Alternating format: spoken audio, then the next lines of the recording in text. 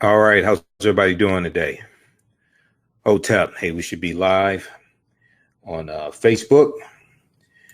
So how's everybody doing today? It is Monday, July 29th, 2019, and we are live. This is Michael Imhotep, founder of the African History Network, host of the African History Network show. I'm a talk show host, researcher, lecturer, and writer. I hope everybody's doing well. Share this broadcast on your Facebook page. Invite your friends to tune in also. All right. Okay, so I wanted to talk about this story that comes out of Bayonne, New Jersey. And I had it scheduled to talk about on my Sunday night show, the African History Network show. But we had so much to talk about, I did not get to this topic. All right, so we have the full show at our website, AfricanHistoryNetwork.com. I'm sorry, it's on our YouTube channel, Michael Imhotep, Imhotep on YouTube. So check that out from our July 28th, 2019 edition of the African History Network show.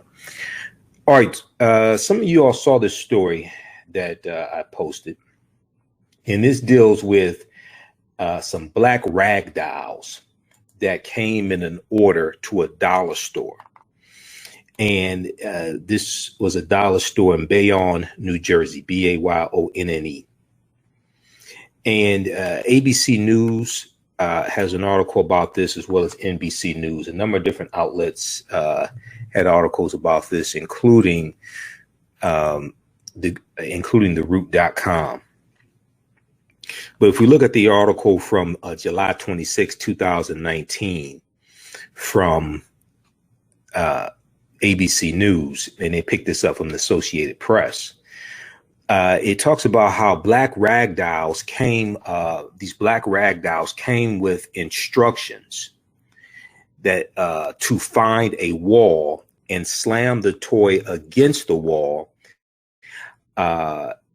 and slam the toy against the wall. Now, these dolls are designed to, they're called the Feel Better doll. And they're designed to help the person release tension, release stress, I guess, things like this, right? When we look at actually what the instructions are for the doll, and also African-American business owners, post the name of your business here in the thread of the broadcast. We'll let you know how you can advertise with the African History Network. When we look at what the instructions are on the doll, it says whenever things don't go well and you want to hit the wall and yell, here's a little feel better doll that you just will not do without. Okay. And then it goes on to say, just grab it firmly by the legs and find a wall to slam the doll. And as you whack the feel good doll, do not forget to yell, I feel good, I feel good. All right. So this is a black doll that has red, black, green, and yellow hair. Red, black, green, and yellow hair. All right. So there's some really, really immediate problems with this whole scenario. Okay. So I'm going to take you through the whole story and then I'll break this down for you. And keep in mind, this is all taking place in an era of Donald Trump attacking people like Representative Elijah Cummings and attacking his district in Baltimore, saying that is rodent infested, is crime infested, things like this. And Elijah Cummings' district is more of an affluent district. OK, this comes at a time when Donald Trump is attacking Reverend Al Sharpton and saying Reverend Al Sharpton hates white people and hates police officers, things like this. Week before last, he attacked 4 congresswomen of color and basically was telling them to go back where they came from and call where they came from crime infested areas, and basically referring to countries that even though 3 of them were born in this country, You have Ilhan Omar, who's from Somalia. You have Representative Rashida Tlaib, who's Palestinian. She represents the 13th Congressional District here in Detroit. So you have this climate. Okay. Now, I'm not saying that from reading this, it appears that these DAOs arrived in an order. It appears by accident. But what I'm saying is that all this is taking place in this climate. Okay. All right. So let's look at this here. Black rag dolls that came with instructions to find a wall and slam the toy against it have been pulled from 3 stores after customers and a lawmaker said that they were offensive. Okay. And this was a lawmaker there in New Jersey. Okay. And I'll give you her name here in just a minute because I have it pulled up. Assemblywoman Angela McKnight. Assemblywoman Angela McKnight. Okay. So the Feel Better dial featured instructions to whack the dial whenever things don't go well and you want to hit the wall and yell. The president of $1 Zone, which is a dollar store, said roughly 1,000 dials were pulled last week from its store at Bayonne, New Jersey, and 2 other dollar stores in New Jersey. Okay. And let me go to NBC News also has this article as well. All right. So everybody share this broadcast on your Facebook page. Invite your friends to tune in. And African-American business owners, post the name of your business here on the thread of the broadcast. Will let you know how you can advertise with the African History Network. Email us at customerservice@africanhistorynetwork.com, customerservice@africanhistorynetwork.com for more information. Okay, so the dolls were made of black fabric and yarn, and they and their hair was red, green, black, and yellow in the style of dreadlocks. Their hair was red, black, green, and yellow in the style of dreadlocks. So right there, I mean, this whole thing is problematic. All right. So first of all, you're talking about taking out your frustrations on a black doll, taking out your frustrations on a black doll. Now, this period of time, we are commemorating the 100th year anniversary of the Red Summer of 1919. And the Red Summer of 1919 was when you had over 25 major race riots in this country. And this is the year after World War I ended. World War I ends in 1918. And you basically had white people taking out their frustrations on African Americans, because you had about 5 million men who went to go fight in World War I, most of them white, majority of them white. There's something like 340,000 African Americans who fought in World War I. When these white men went to go fight in the war, they left jobs behind. These jobs are going to be filled by African Americans and immigrants coming to this country. You had African Americans migrating from the South up north, and you had immigrants coming to this country. And when these white men come back from the war, they don't have jobs. And this caused a lot of racial tensions. And you had race riots exploding in this country. OK, and one of the first ones was the of 1919 that kicked off the Red Summer, and it was called the Red Summer by James Weldon Johnson. James Weldon Johnson of the NAACP, who wrote "Lift Every Voice and Sing," which became the Black National Anthem. It was called the Red Summer because the streets of America were flowing with blood. And we just commemorated July 27th. We just commemorated on July 27th, the 100th year anniversary of the killing of Eugene Williams in Chicago. And Eugene Williams was a 17-year-old African-American boy who was swimming in Lake Michigan. And this is during a time when you had segregated beaches. And he inadvertently crossed the imaginary barrier that separated the white part of the beach or river from the black part of the beach or river. And he is going to be stoned to death. He's going to be killed. Rocks were thrown at him while he's in the water. You had, history.com has a good article about this, dealing with the Chicago race riot in 1919. On July 27th, 1919, a 17-year-old African-American boy named Eugene Williams was swimming with friends in Lake Michigan when he crossed the unofficial barrier located at 29th Street between the city's white and black beaches.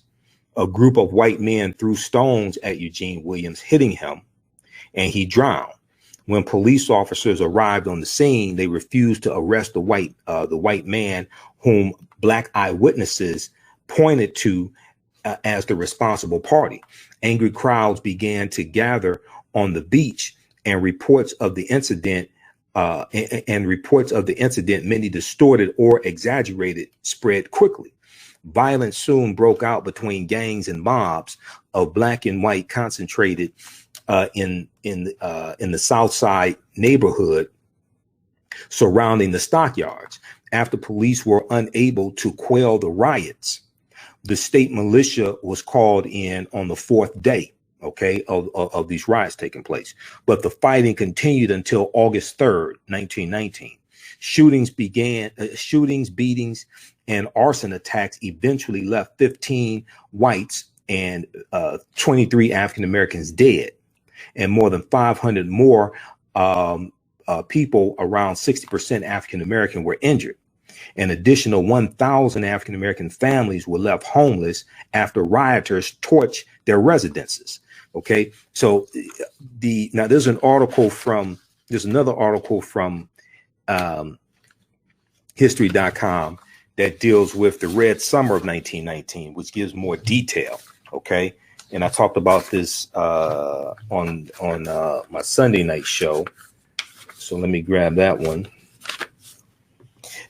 because what we see here is we see a history of white people taking out their frustrations on African Americans whether we're dealing with lynchings, whether we're dealing with the Red Summer of 1919, whether we're dealing with the attack on Black Wall Street, June of 1921, whether we're talking about the Detroit race riot in 1943, June of 1943, we see this constantly. So when we look at a doll that's a very dark skinned doll, and it has dreadlocks or locks, and they're red, black, green, and yellow. And we know red, black, and green is the color of the Pan-African flag that was created by Marcus Garvey and the Universal Negro Improvement Association. It was adopted August 13th, 1920 at the UNIA International Convention. So history.com also has another good article. This is from July 26, 2019, Red Summer of 1919, how Black World War I vets fought back against racist mobs. Red Summer of 1919, how Black World War I vets fought back against racist mobs. And just very quickly here, when they talk about the Chicago race riot of 1919, they talk about the teenager, 17-year-old Eugene Williams was floating on a homemade raft off the shores of Lake Michigan, trying to escape the city's oppressive summer heat, when a white man named George Stauber, Stauber, Stauber, started pelting him with rocks. Eugene Williams had unwittingly drifted past the line that divided the white beach from the black beach. A rock hit Eugene Williams in the head, knocking him unconscious. His body went limp and slipped into the lake. No one got to Eugene Williams in time to save him. A white police officer refused to arrest George Stauber, despite a growing crowd of angry witnesses to the murder. By the time Eugene Williams' lifeless body had been removed from the lake, a crowd of around 1,000 black people had gathered demanding action. For many, Eugene Williams' death was a microcosm of the long-standing violence perpetuated against Black people without consequence. Now, this is in 1919. This is the year after World War I ends. And you have a lot of African-American men who are coming back from the war, and they've learned how to fight. They've learned military strategy. In response to the protest, armed white men jumped in cars and tore through the city streets, firing into Black homes and businesses. A white mob marched down the street, assaulting Black pedestrians and torching Black homes. Still, the police refused to act. So what you see here, the same thing we saw in Rosewood, Florida, 1923, January 1923, the Rosewood Massacre. We see a history of some white people taking out their frustrations on African Americans, inflicting violence upon them. Well, this is really the same thing that this doll is doing. Okay, and it's a representation of someone who's of African descent or African American. So, quote, when the riot explodes, it is not so much some kind of a spontaneous event as it is a culmination. Okay. Now, in the 2 previous years, white supremacists had bombed over 25 Black homes in an event to keep African Americans out of the city. The police never intervened. So African American veterans in Chicago formed militias to defend Black homes, neighborhoods, and families when the police and the government refused to do so. In the time following Eugene Williams' death, one group of Black veterans broke into an armory and stole weapons. They then used the weapons to beat back a mob of white people. Quote, because many of them have actually seen battlefield combat, they are willing and capable of using violence for the purpose of self-defense, end quote. Okay, so he's talking about African Americans defending themselves against these white mobs. Throughout the summer of 1919, the Red Summer, African American World War I veterans around the country took inspiration from the actions of their brethren in Washington, D.C. and Chicago, and followed suit. In a riot in South Carolina, one preacher reportedly said of the Black self-defense units, quote, the males carried their guns with as much calmness as if they were going to shoot a rabbit in a hunt or getting ready to shoot the Kaiser's soldiers, end quote. All right. So read this entire article. This deals with the Red Summer 1919, how Black World War I vets fought back against racist mobs. Okay. And this is from history.com. History.com is the official website of the History Channel. So what we see here, when we look at the Red Summer of 1919, we look at the now July 27th also was the anniversary, or July 28th. July 28th was the anniversary of the Silent March of 1917, when you had about 10,000 African Americans marching down Fifth Avenue in New York, protesting against lynchings, and they're calling for a federal anti-lynching law. All right, and that march was precipitated. One of the things that precipitated that march was the East St. Louis race riot that happened earlier in 1917. East St. Louis, Illinois. East St. Louis, Illinois. Okay, you had a race riot that took place there, and you had African Americans that were killed. And that race riot is going to explode over.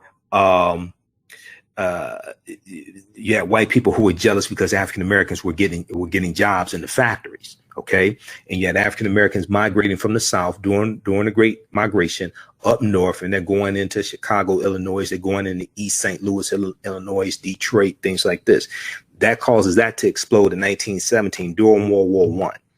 We have the Red Summer 1919. So when we study this history, we see that there's a history of some white people, not all white people, but there's a documented history of some white people taking out their frustrations, taking out their economic frustrations, etc., on African Americans.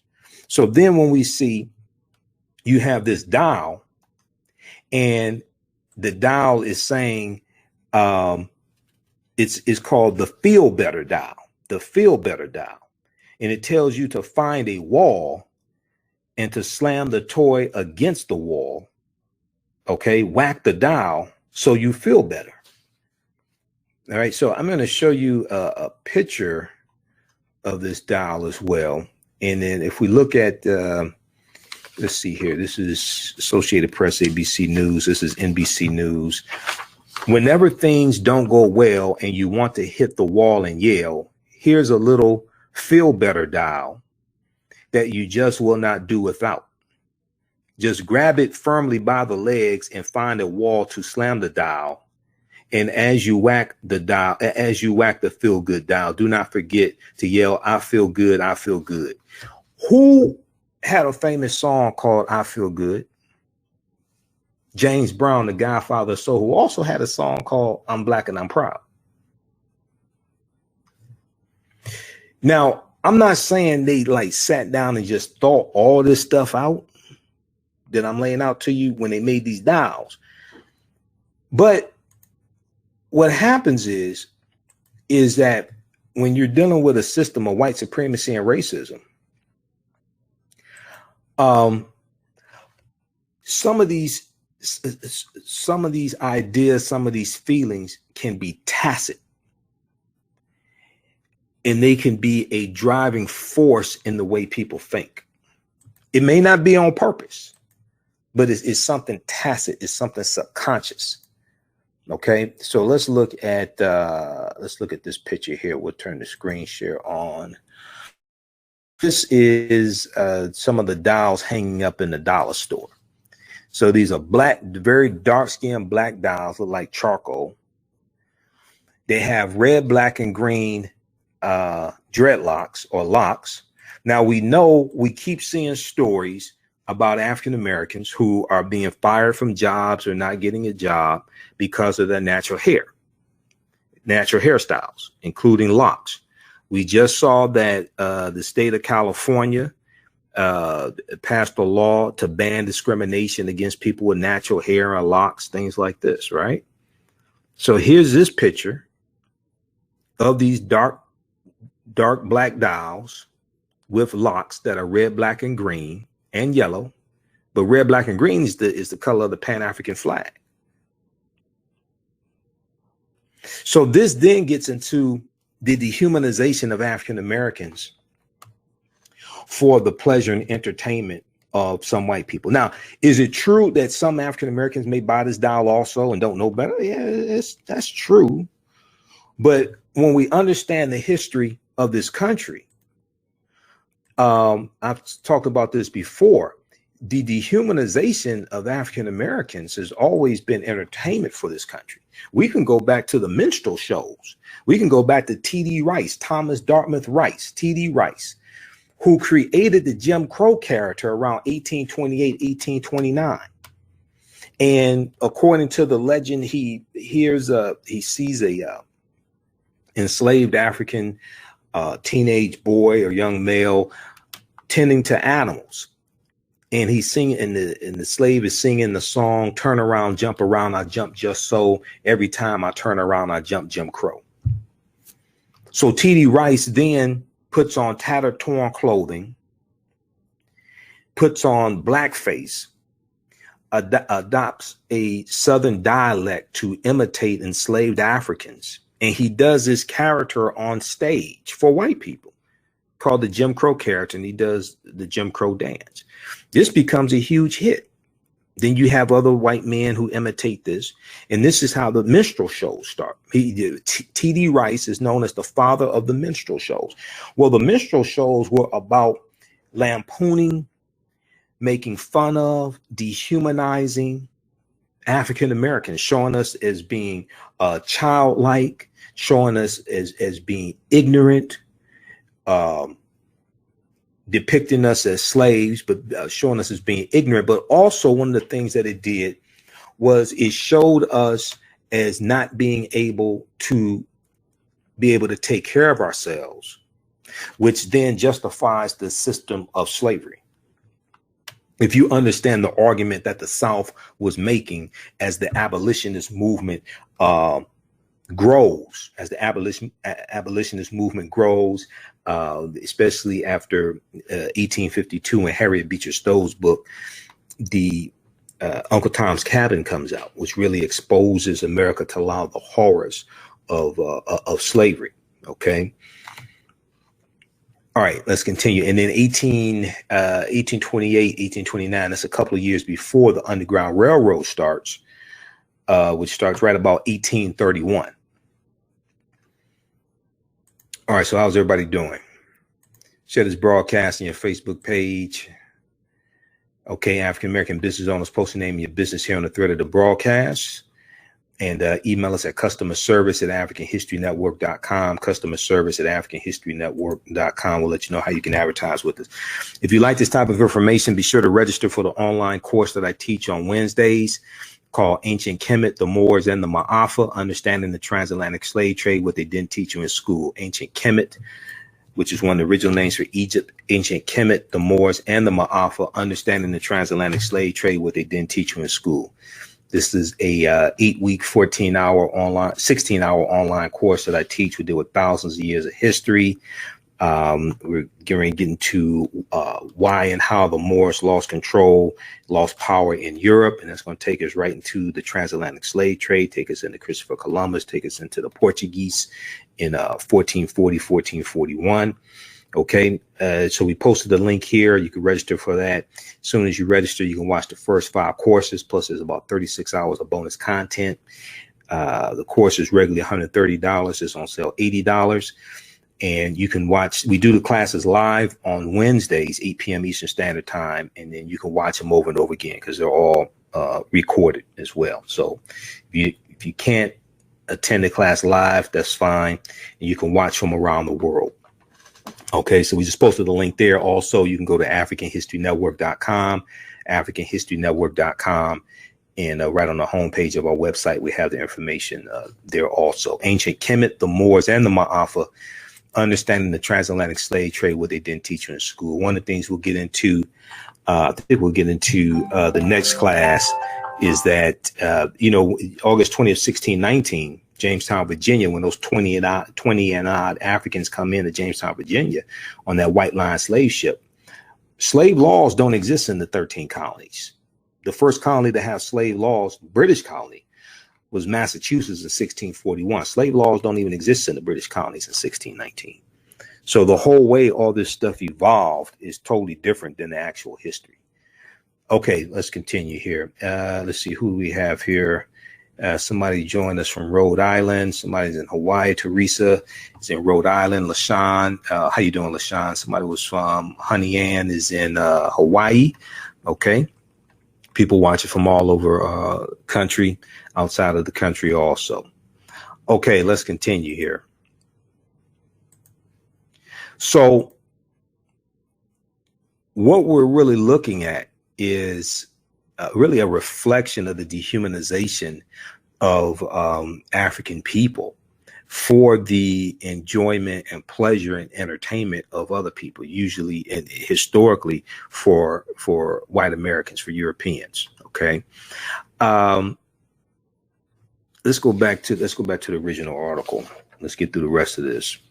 Okay, so the dolls were made of black fabric with yarn hair of red, green, black, and yellow in the style of dreadlocks and featured large white eyes and a white smile. Large white eyes and a white smile. Okay.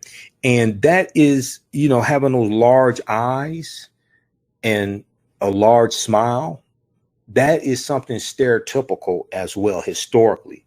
And we see this associated with the minstrel shows as well. Okay. And let me just pull up this picture again for those who missed it. All right, are we back?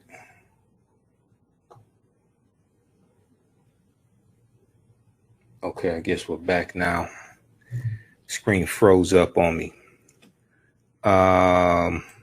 Okay, can you all hear me?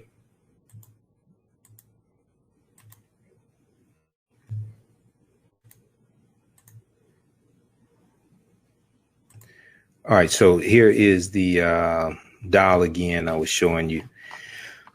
Okay, so let's see who can. If y'all can hear me. All right, good. So here's the dial again. We see the large white eyes. We see the large white eyes and the large white smile as well. Okay. All right. When I was trying to do the screen share, the screen froze up on me. So I had to try to refresh the screen to come back on. Okay. All right. So you all see what I'm talking about. And let me share this also. All right. So State Assemblywoman Angela McKnight, who is a Democrat whose district includes Bayonne, New Jersey, called the dolls, quote unquote, offensive and inappropriate. Offensive and inappropriate. After seeing a post on social media, okay, about the dolls. And she posted on Facebook, on a Facebook page about this. So I'll share her statement on Facebook. Now, Bayonne, New Jersey Mayor Jimmy Davis said in a Facebook post that the dolls were insensitive and can certainly be considered racist. Now, $1 Zone president, which is the name of the dollar store, $1 Zone.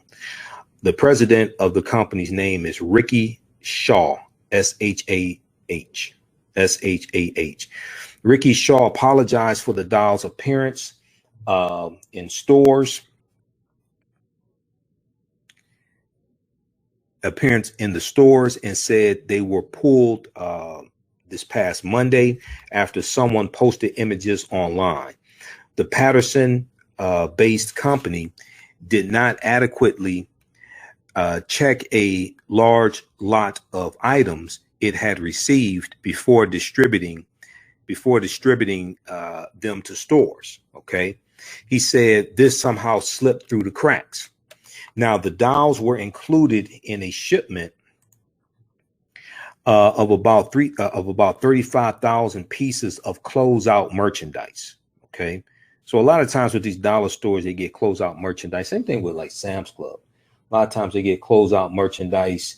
They'll only carry something once or twice, what have you. All right, but somehow this slipped by people.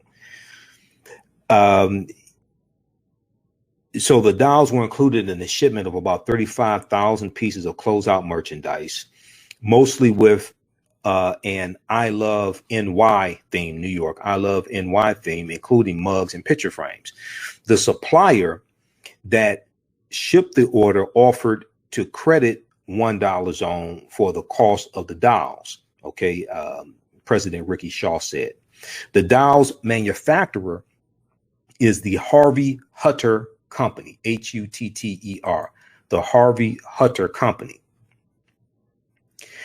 They could not be reached at several phone numbers and email addresses at its location just north of New York City at the time this article was written by the Associated Press, July 26, 2019.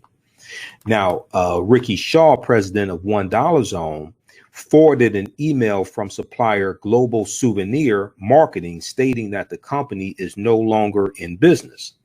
Global Souvenir Marketing did not respond to an email seeking comment at the time this article was written. Now, $1 Zone operates more than 24 stores in the northeastern U.S. from Massachusetts to Pennsylvania. I don't think I've ever heard of them. Okay, $1 Zone. All right, so that's an article from the Associated Press picked up by abcnews.go.com.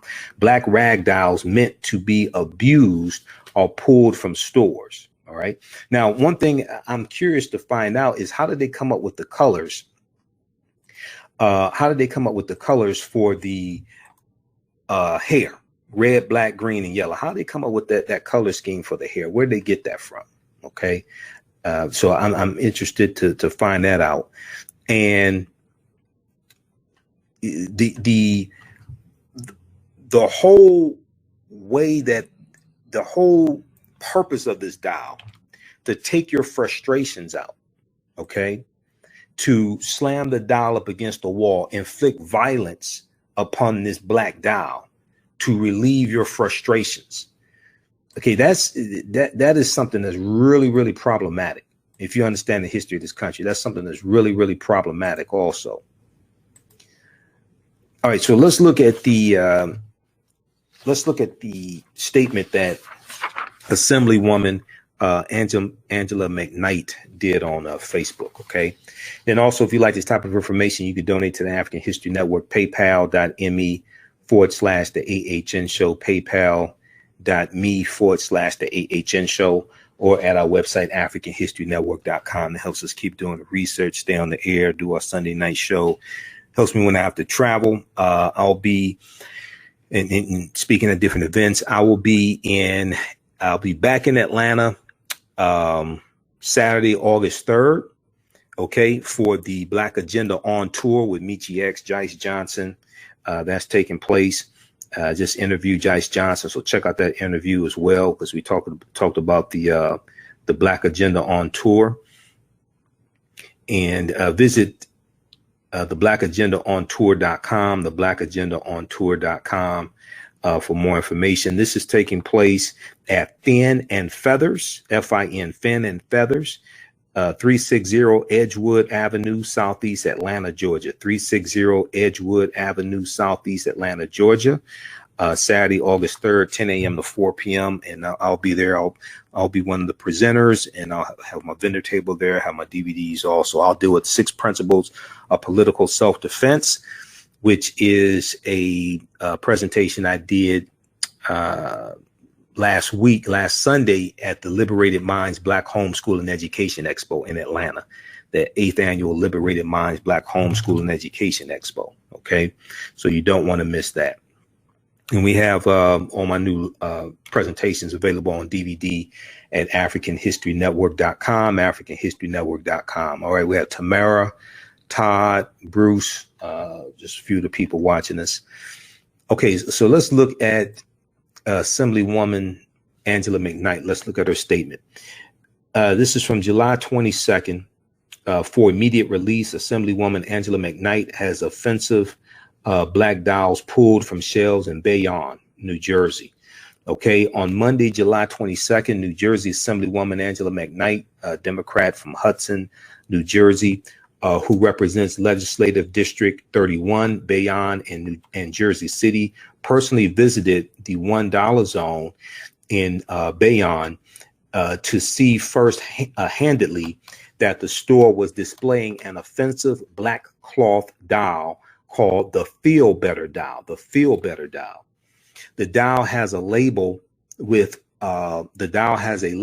play instructions, which reads, quote, "Whenever things don't go well and you want to hit the wall and yell, here's a little Feel Better doll that you just will not do without. Just grab it firmly by the legs and find a wall to slam the doll. And as you whack the Feel Good doll, do not forget to yell, I feel good, I feel good." The manufacturer contact info was listed as Harvey Hunter Co-Inc.com. Harvey Hunter Co-Inc.com. Assemblywoman McKnight spoke with the store's general manager, who promptly removed the dolls at the request of the Assemblywoman while she was present. She had this to say, quote, "When I heard about this doll on social media, I knew I had to do something immediately. The doll is offensive and disturbing on so many levels. It is clearly made in an inappropriate representation of a black person and instructs people to slam and whack her." Okay.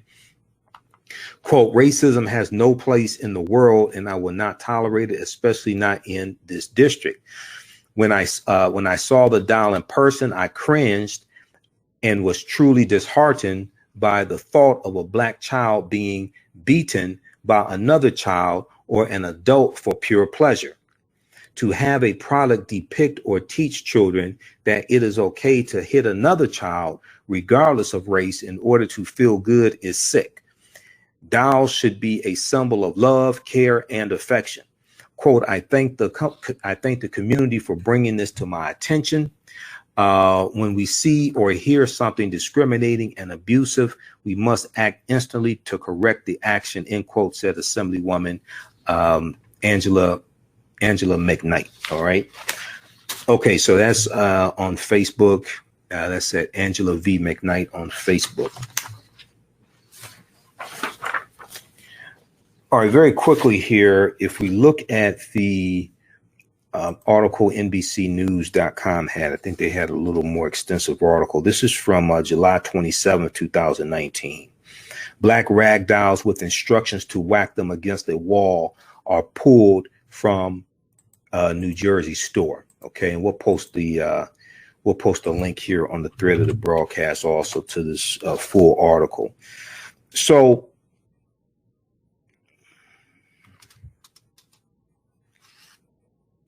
okay, so it talks about how it has instructions on the doll's stomach. The cloth doll called the Feel Better doll has red, black, yellow, and green yarn, hair with a white smile, and eyes stitched on his face.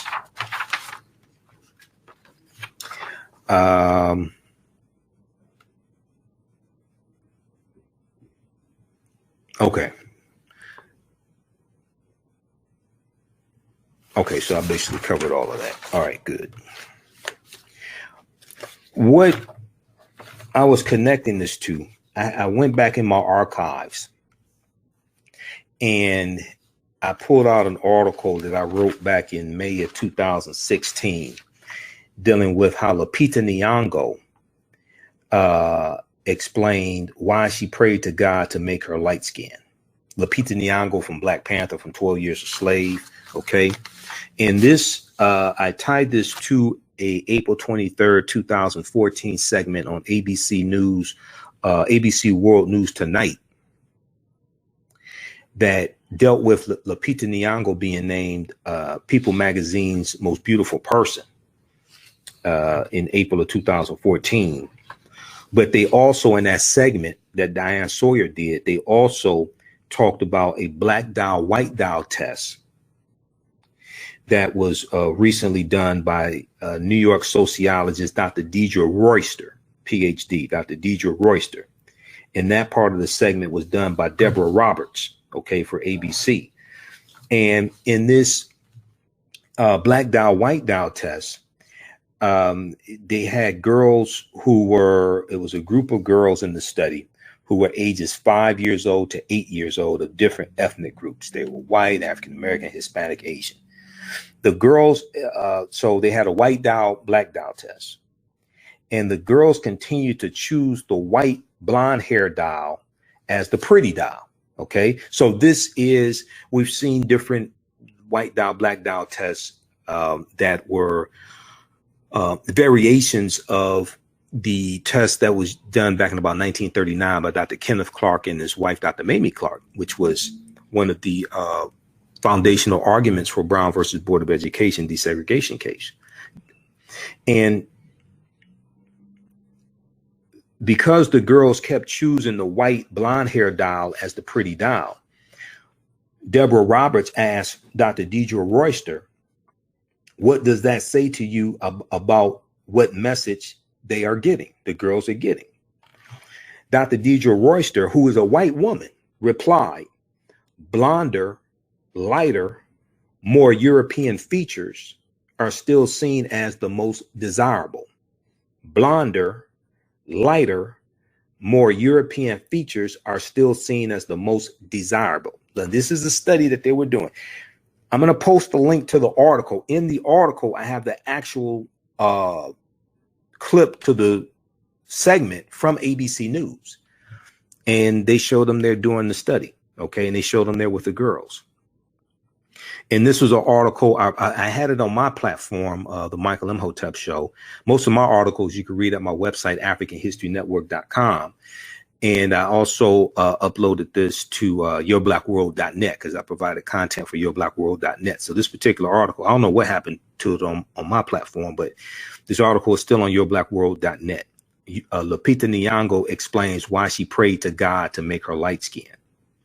So I asked the question, what happens to our children when they put a higher value on European features than their own features? What are we telling them?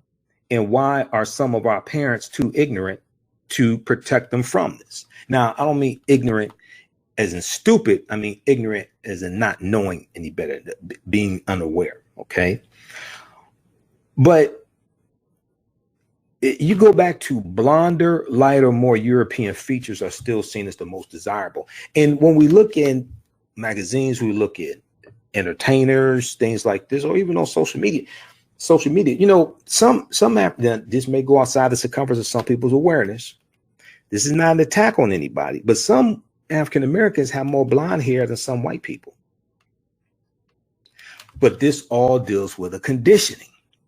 So if we juxtapose that with the white dial, black dial test, we juxtapose that to black rag dials that are meant to be abused. And these are dark black dials meant to be abused. This ties into the dehumanization of African people. This ties into European culture, European phenotype, European standards of beauty being a standard of what's beautiful, what's acceptable. European hair, long, straight hair, blonde hair being what's acceptable, what's desirable. Okay. So we see this constant thing. And we have to understand that power is the ability to define and shape reality and have other people accept your definition of reality as if it were their own. This is what Dr. Wade Nobles teaches us. Power is the ability to define and shape reality and have other people accept your definition of reality as if it were their own. Now, as Dr. Francis Cress Welsing and Nellie Fuller taught us, if you do not understand European white supremacy and racism, what it is and how it works, everything else that you think that you understand will totally confuse you. I also relate this to another article that news1.com had, because I have a lot of links to articles here in this article. All right. If we look at recent pictures posted by hip hop artist Lil Kim on her Instagram page, we can see an example of self-hatred. Now, this is back in 2016. Lil Kim posted some unrecognizable pictures of her, very, very light skin, on her Instagram page. And these pictures perpetuated Instagram page. We can see an example of self-hatred that is perpetuated by a white controlled media. This is what her pictures represented. This can cause low self-esteem, self-hatred, and a tendency for people, especially African-American women, to try to achieve a European standard of beauty to achieve acceptance and status. This also can result in African-American men pursuing women who fit that European standard of beauty because it was reinforced in them when they were a child. So the story from ABC World News Tonight with Diane Sawyer and Deborah Roberts. Deborah Roberts is an African-American woman, and a dark-skinned African-American woman at that. The reason why I say that is because that came up in the segment. The story goes on to say, quote, TV may be partly to blame. 76% of the faces we see, they're talking about doing primetime TV, are white, and just 16% are African-American or black, which might explain the girl's response when asked who would they prefer to look like when they were referring to the dials. Which dial would you prefer to look like? And the majority of the girls chose the white dial with the blonde hair is the dial they wanted to look like. Now, also at the beginning of that segment, Lupita Nyong'o talked about, she was speaking at a Essence magazine luncheon or something like that. And she talked about how when she was younger, and she grew up in Kenya. She's from Africa. She grew up in Kenya. Very beautiful sister. She talked about how when she was a child, she had one prayer at night. Lupita Nyong'o had one wish when she was younger. She wished that she would wake up lighter skinned. Okay. And she said she would pray to God every night that God would make her lighter skinned.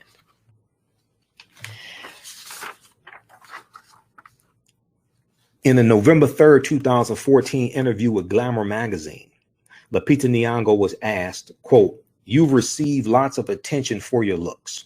Okay, you've received lots of attention for your looks. Did you grow up feeling beautiful? She was asked. Lupita Nyong'o responded, European standards of beauty are something that plague the entire world. She's correct, because white supremacy is a global system.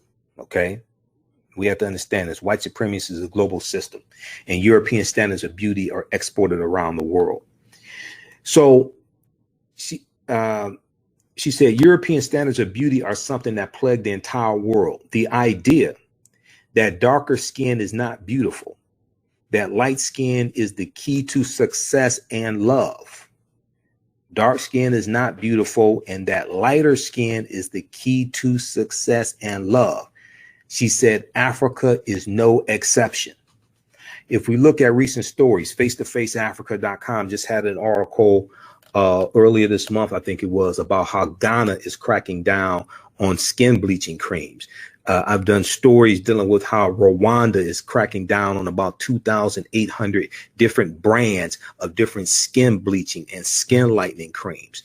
We saw that in November, December of 2018, a reality TV star, Black China, went to Nigeria to promote a skin lightening, some say dark spot remover cream called White Tenacious, which was first introduced back in 2014 by a Cameroonian Nigerian pop singer named Densia.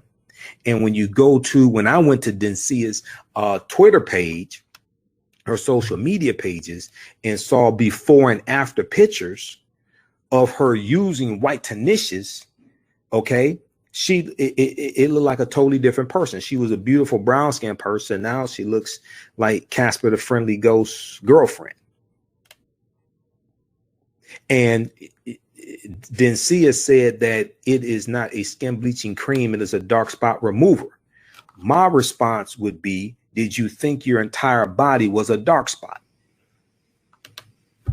If your argument is that White Tenacious is a dark spot remover, and you said you use White Tenacious, my response would be, did you think that your entire body was a dark spot? Because if you look at a picture, she used it on her entire body. So Lupita Nyong'o went on to tell Glamour magazine in that November 3rd, 2014 interview. She said, when I was in second grade, one of my teachers said, quote, where are you going to find a husband? How are you going to find someone darker than you? Okay, this is what the teacher said to her. She said, I was mortified. I remember seeing a commercial where a woman goes for an interview and doesn't get the job. Then she puts a cream on her face to lighten her skin, and she gets the job. This is the message, that dark skin is unacceptable. I definitely wasn't hearing this from my immediate family. My mother never said anything to that effect, but the voices from the television are usually much louder than the voices of your parents. Now, she's in Africa being influenced by the television like this.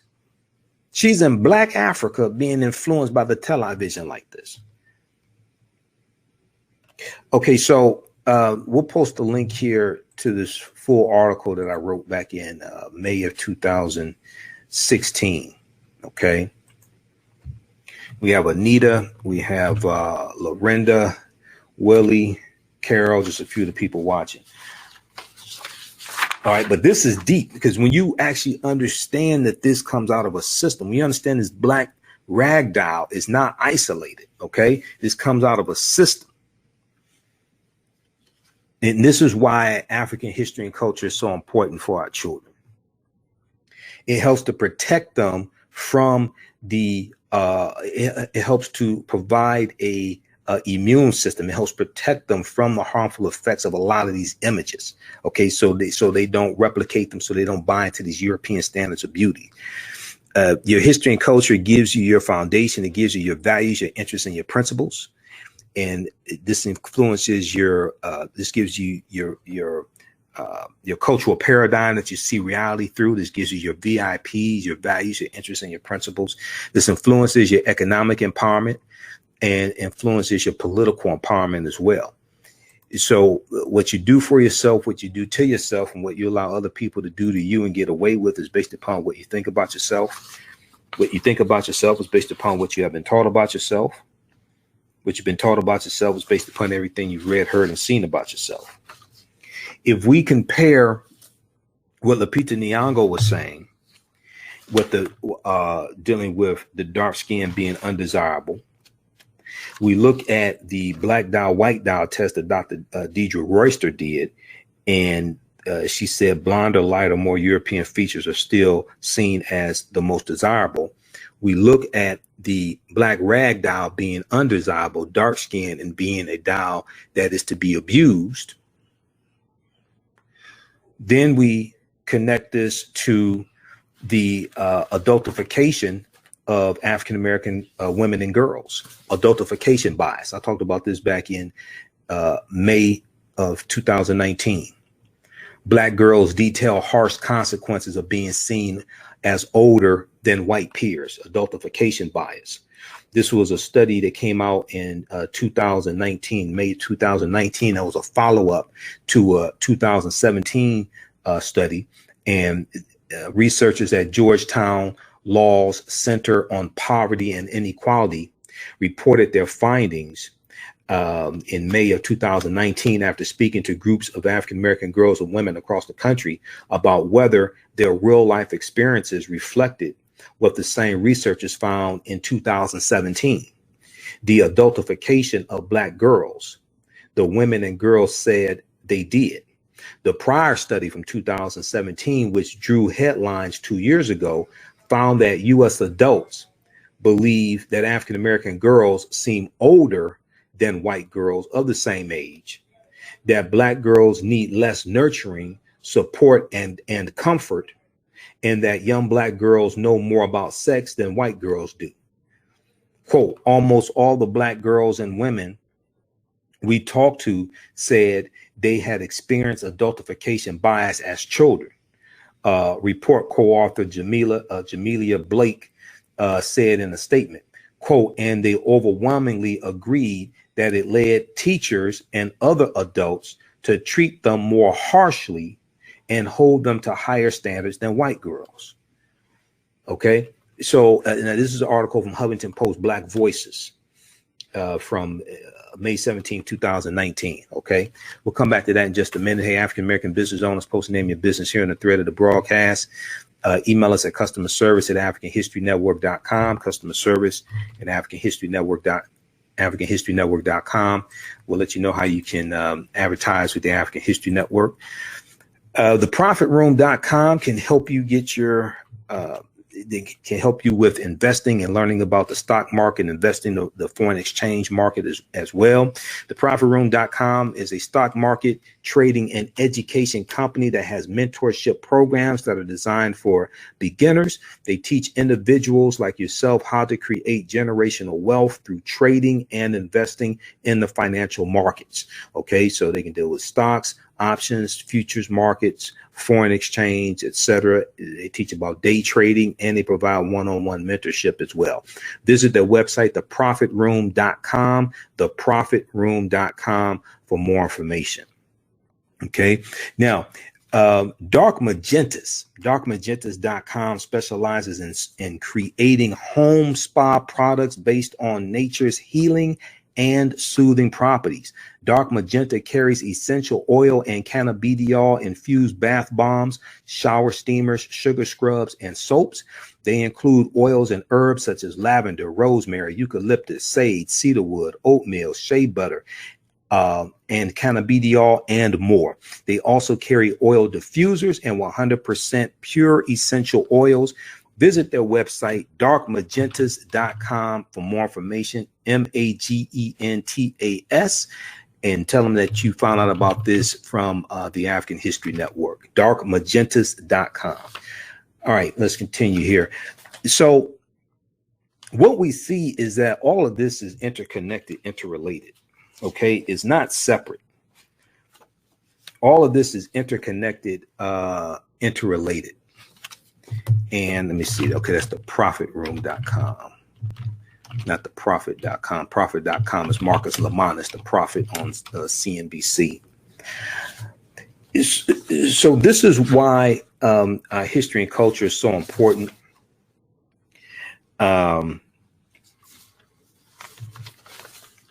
This helps to protect us from this. And this is why the history of African Americans has to be taught in every school across the country. When we deal with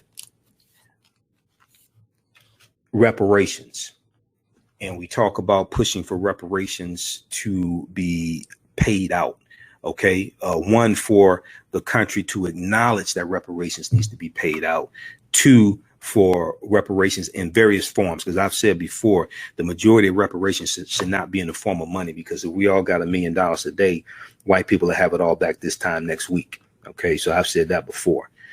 But what happens is Americans are woefully ignorant of history. And, you know, this is why this study right here is so important, from the Southern Poverty Law Center, Teaching Hard History American Slavery. Teaching Hard History American Slavery. Go to splcenter.org, splcenter.org, and download Teaching Hard History American Slavery. It's a 52-page study, and it documents how the history of slavery has been incorrectly taught in schools all across the country, and what we need to do. And it lays out specific steps to more correctly teach the history of slavery. But when you're ignorant of people's history, you make ignorant remarks, ignorant, bigoted remarks like Donald Trump is making. And he's associating poverty and rodent-infested buildings and things like this. He's associating that with African Americans. Well, you got a lot of poor white people who live in those conditions, but he will never attack a white politician and talk about the poor white people that live in those districts or in that state. He would never attack a Mitch McConnell, who is a senator from Kentucky, U.S. senator from Kentucky. He would never talk about that. He would never talk about any of these white Republicans from Alabama, okay, or Virginia, who have poor districts and have poor white people in their districts. He would not characterize them like that. And then also, you know, we posted the article yesterday from the Washington Post exposing Jared Kushner. Kushner owns lots of Baltimore area apartments. Some are infested with mice. Jared Kushner owns lots of Baltimore area apartments. Some are infested with mice. In a now viral tweet storm now this article is from July 28, 2019, Washington Post. In a now viral tweet storm on Saturday, Donald Trump characterized Representative Elijah Cummings' Baltimore-based congressional district as a, quote, rodent-infested mess, end quote, where no human, end quote, will want to live. But when we look at Kushner, let's see, the Jared Kushner Companies, which started operating in Maryland in 2013, has owned almost 9,000 rental units across 17 complexes, many of them in Baltimore County. The Baltimore Sun reported earlier in 2019. The properties generate at least $90 million in annual revenue. Jared Kushner stepped down as chief executive of the company in 2017 when he became a senior White House advisor. A company representative did not address questions on Sunday about whether the company agreed with Donald Trump's characterization of the area, but wrote, quote, Kushner Companies is proud to own thousands of apartments in the Baltimore area, end quote. In 2017, Baltimore County officials revealed that apartments owned by the Kushner firm were responsible for more than 200 code violations, all accrued in the span of the calendar year. In the calendar year of 2017, repairs were made only after the county threatened fines. Repairs to these units were made only after the county threatened fines, local officials said, and even after warnings, violations on 9 properties were not addressed, resulting in monetary sanctions. So Jared Kushner sounds like he's a slumlord. At least some of these properties. Sounds like he's a slumlord. So I wonder if Donald Trump is going to is Donald Trump going to put Dr. Ben Carson, who's Secretary of HUD, is he going to put HUD on Jared Kushner? Because these are HUD violations, housing and urban development. These are violations. In an investigation by the New York Times and ProPublica published earlier this year, tenants of Jared Kushner properties reported mouse infestations, mold problems, and maggots. Mouse infestations, mold problems, and maggots. A private investigator who looked into Jared Kushner's property management company, Westminster Management, described the managers as slumlords, quote unquote slumlords. Okay, so birds of a feather flock together. Read this full article right here. But the real reason why Trump is going after Elijah Cummings is because Elijah Cummings is chair of the House Oversight Committee, and Elijah Cummings is doing investigations into Trump. He is subpoenaing. He has subpoenaed text messages, emails, things like this, including text messages of Jared Kushner. Okay, as well as other people in the Trump administration. So Trump is scared. If you look at the post that I did a couple of days ago, it said when Donald Trump is in trouble, he attacks Hillary Clinton, Barack Obama, black people, and people of color. He's doing all of it now. He's doing all of it. He's talking about investigating President Obama for a book deal. Well, first of all, President Obama can read and he can write. Okay. Unlike Trump. See, Trump had a ghostwriter for the art of the deal because everybody knows Trump is not very good at reading or writing. His ghostwriter's name is Tony Schwartz. Tony Schwartz has been interviewed many times on MSNBC.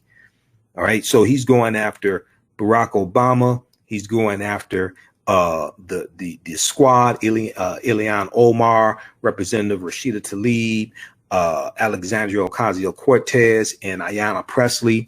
He's going after Representative Elijah Cummings, as well as Al Sharpton. All these are people of color he's going after. All these are people of color he's going after. All right. So we have to pay attention to what's going on. And most importantly, we need to make sure that we make Donald Trump a one-term president. We have to vote him out of office for a number of reasons. Number one, if you think he's crazy now, let him get reelected to a second term and doesn't have to worry about being reelected to a third term. If he's crazy the first term, if he gets reelected to the second term, he's going to be buck wild. He's going to be much worse. Okay. And Democrats have to maintain control of the House of Representatives and gain control of the Senate, because you can't push these bills. There's been almost 300 bills that the House of Representatives has passed since January 3rd, 2019, the Democratic controlled House of Representatives. If you go to govtrack.us, and just search for bills passed in the 116th Congress, because this is the 116th Congress. They were sworn in January 3rd, 2019. Okay. But most of these bills die in the U.S. Senate because Mitch McConnell controls the Senate. Republicans control the Senate. Mitch McConnell is the U.S. Senate Majority Leader. Most of these bills die in the Senate. They don't get voted on, or they get voted down by Republicans. So most of the stuff that passes the House of Representatives, controlled by Republicans and Nancy Pelosi, is dead on arrival in the Senate, including H.R. 40. Mitch McConnell, son of a Mitch, Moscow Mitch, has already said that H.R. 40 is dead on arrival in the Senate. It's not even coming to the Senate floor for a discussion, let alone a vote. Let's see here. I have this bookmarked. I think this is the right link here. I was bookmarking bills that have passed in kind of, let me see. Which one is that? Gang abatement, 103rd. Gang abatement. Yeah, this is it here.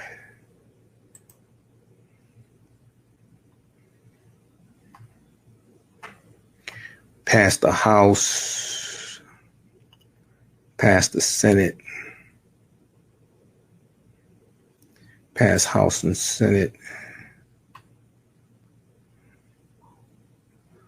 Okay, it's been, okay, I thought it was more than this. Looks like 232, let's see, passed House, and it goes to the Senate next. 232 bills have passed the House so far and goes to the Senate next.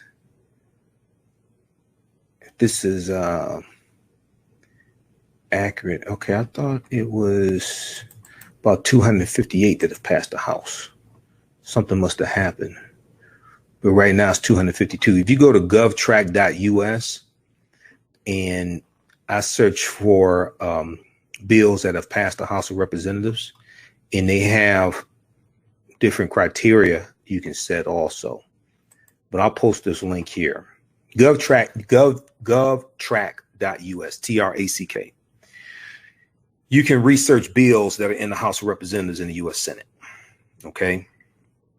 Govtrack.us. But I'll post a link here for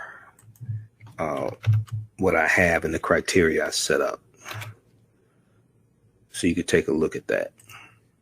So as of right now, and we know Congress is on a 6-week summer break, we have 232 bills that have passed the House of Representatives and they go to the Senate next. 63 bills have passed the Senate and go to the House next. So far. Okay, so check that out. All right, everybody, be sure to register for the online course that I teach, Ancient Kemet, the Moors, and the Maafa, Understanding the Transatlantic Slave Trade, what they didn't teach you in school. Ancient Kemet, the Moors, and the Maafa, Understanding the Transatlantic Slave Trade, what they didn't teach you in school. This is an 8-week, 16-hour online course that I teach. We do the class live on Wednesdays, 8 p.m. Eastern Standard Time, and you can watch from around the country.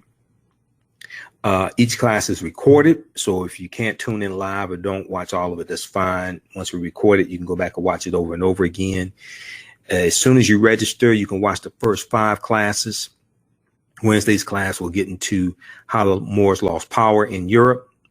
And this takes us right into the transatlantic slave trade, the origins of the transatlantic slave trade going back to 1440, but prior to 1440 as well, prior to the Portuguese getting involved. How did this all evolve? So, and then we deal with the African presence in this country going back tens of thousands of years ago as well. We posted the link here. Also, you can go to AfricanHistoryNetwork.com and click on right on the homepage. You can register there. So it's regularly $130. It's on sale $80. There's about 36 hours of bonus content also. Okay. As soon as you register, you can watch the first 5 classes.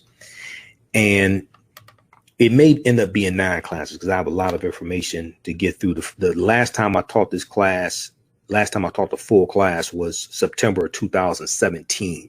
There's been a lot of new archaeological discoveries that have come out since then. We see the Clotilda slave ship has been found. That was the last slave ship that came into this country, that came in June of 1860 into Alabama. So there's been a lot of discoveries, a lot of new information that's come out over the past couple of years. So I'm incorporating a lot of that new information to the class. But when we discuss the transatlantic slave trade, we know this is the year of return. Okay. And a lot of people are commemorating August 20, 19, Jamestown, Virginia.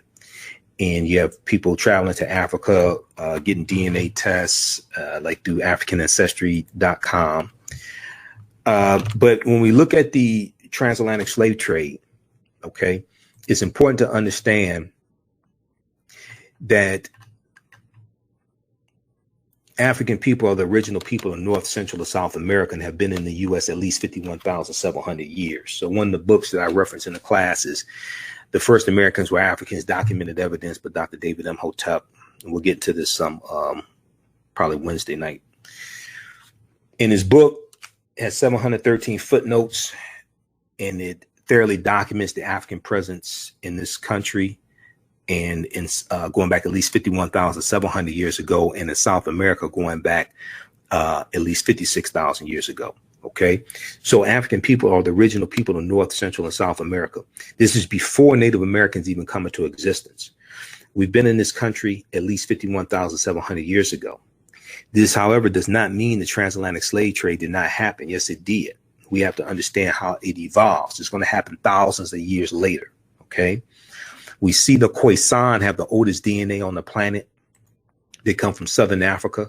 They're also known as the ancestors to the Ainu and the Twa, and they go all around the world. And they were in this land. They're going to build pyramid mounds. There are about 1 million mounds in this land. Today, there are only about 100,000 left.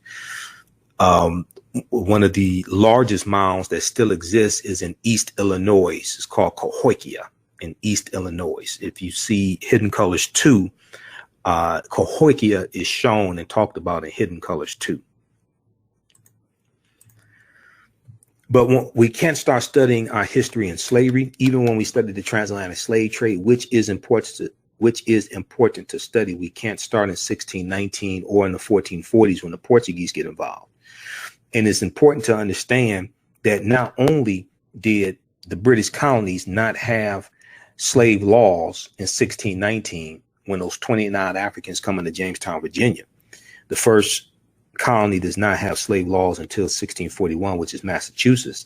And Massachusetts was probably the second state to abolish slavery in 1783. First state to abolish slavery was Vermont in 1777. But the Spanish were bringing Africans into this country about 100 years before Jamestown, Virginia, 1619. So that's not talked about a lot because the Spanish got into the transatlantic slave trade before the English get involved. So we have to understand the history chronologically and deal with the 800-year occupation of the Africans known as the Moors, who enter into the Iberian Peninsula, today known as Spain and Portugal, from North Africa in 711 AD. Okay. And they take the teachings from ancient Kemet, from ancient Egypt with them from the Nile Valley region of Africa into Europe. And this brings Europe out of the Dark Ages. And all those things that we taught them came back to kick us in the behind. And a lot of this had to do with sex and the intermixing of Africans, especially African men, with Europeans and European women. And all this stuff came back to kick us in the behind. Okay. All right. So these are just some of the things that we deal with in the online course, Ancient Kemet, the Moors, and the Maafa. Understanding the transatlantic slave trade, what they didn't teach you in school. And then my latest DVD bundle pack is available. The Black Migration 6 DVD bundle pack includes 6 of my lectures I've done in 2019. We posted that link here as well. It's also available at AfricanHistoryNetwork.com. The Black Migration 6 DVD bundle pack that's on sale $50. Regularly, I think it's $75, $85, something like that. So you can order that also. All right. Let's see. Okay.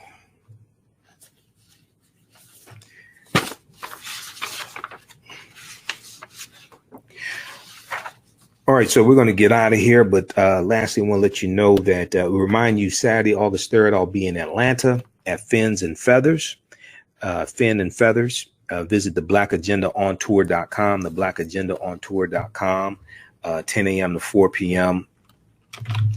Michi X, Jice Johnson, Shay J, and myself, the blackagendaontour.com.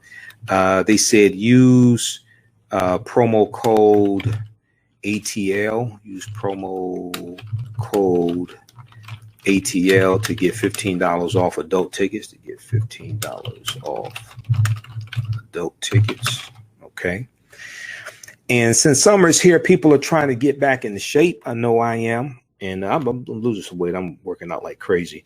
But the Fast Life 28-day challenge can help you with that. Okay. Live life in the fast life. Visit TFL28.com. TFL28.com. Now, the Fast Life 28-day challenge is an online coaching program that helps members tap into their body's natural ability to repair itself via fasting. In this challenge, they focus on utilizing fasting, whole foods, and movement to improve metabolic conditions such as high blood pressure, prediabetes, type 2 diabetes, high cholesterol, fatty liver, and more. Visit their website, tfl28.com, for more information and to sign up for their next group. They have a 4-week program. They have all types of, they have 3 coaches. They have a secret online Facebook group for you as well to help you. Visit tfl28.com. Let them know you found out about this from the African History Network. All right, guys, look, I have to get out of here. Hey, remember, at the African History Network, we focus on educating, empowering, and inspiring people of African descent throughout the diaspora and around the world. Because right knowledge corrects wrong behavior. What you do for yourself, what you do to yourself, and what you allow other people to do to you and get away with is based upon what you think about yourself. What you think about yourself is based upon what you've been taught about yourself. What you've been taught about yourself is based upon everything you've read, heard, and seen about yourself. So when you control the radius of a man's thoughts, you can control the circumference of his actions, because the mind can't do or teach what it doesn't know. Remember, right knowledge corrects wrong behavior. It's not over till we win. Wakanda forever. And we'll talk to you next time. Peace.